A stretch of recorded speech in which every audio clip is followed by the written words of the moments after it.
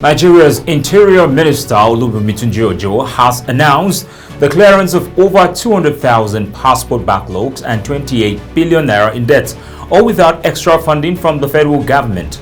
Speaking at an Access Bank lecture in Lagos, he attributed the achievement to the deployment of innovation and technology, including the introduction of contactless passport renewables and a new e-visa platform. Tunji also decried the condition of correctional centers across Nigeria, revealing that over 4,000 inmates are in jail for fines under 50,000 naira.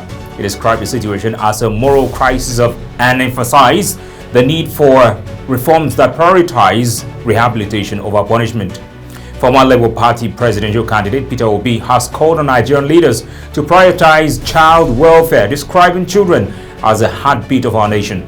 In a Children's Day message, Obi highlighted alarming figures: over 18 million children are out of school, 11 million suffer from malnutrition, and the country still records high rates of infant mortality. He blamed poor health care, insecurity, and child labor for the situation and urged government investment in education and child protection. President Bola Tinubu has submitted 3 major financial proposals to the House of Representatives for approval. The requests include $21.5 billion and $2.2 billion in foreign loans to fund infrastructure, education, health, and security projects across the country. He also seeks permission to raise $2 billion through foreign currency bonds in the domestic market and to issue 755 billion naira to clear pension arrears.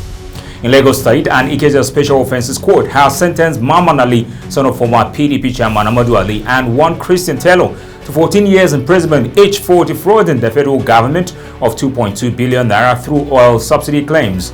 Justice Mojisola Dada found them guilty of conspiracy, fraud, and forgery involving fake import documents from 2011. The court also ordered the forfeiture of assets linked to the scam and issued arrest warrants for 2 other suspects still at large. Also in political development, PDP Chief Bode George has criticized FCT Minister Wike for sealing the PDP National Secretariat in Abuja. George described the move as sacrilegious and politically dangerous, saying Wike's action over a 7 million naira rent debt was unjustifiable and timed to disrupt a crucial NEC meeting.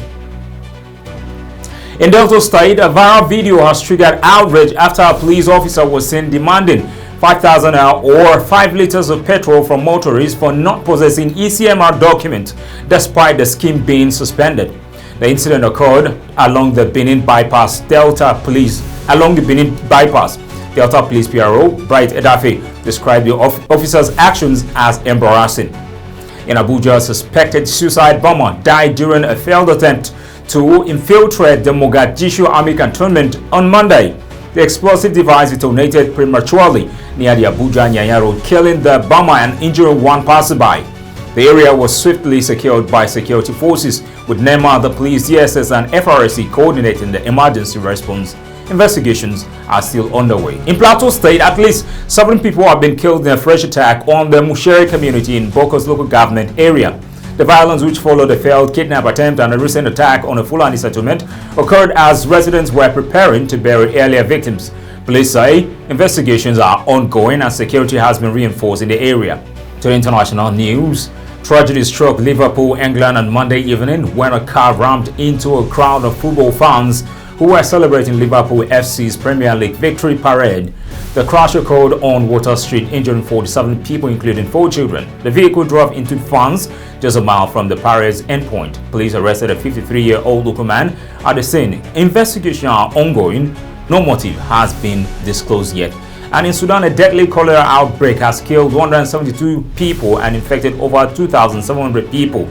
The outbreak is worse in Khartoum, where ongoing war between the army and the rapid support forces has destroyed essential water and power infrastructure, with residents resorting to untreated Nile water. Hospitals have been overwhelmed, and the World Health Organization warns the country's healthcare system is on the brink of collapse as conflict continues to hinder medical and humanitarian efforts. And that's the news right here on TV Platinum. My name is Bivan Magoni.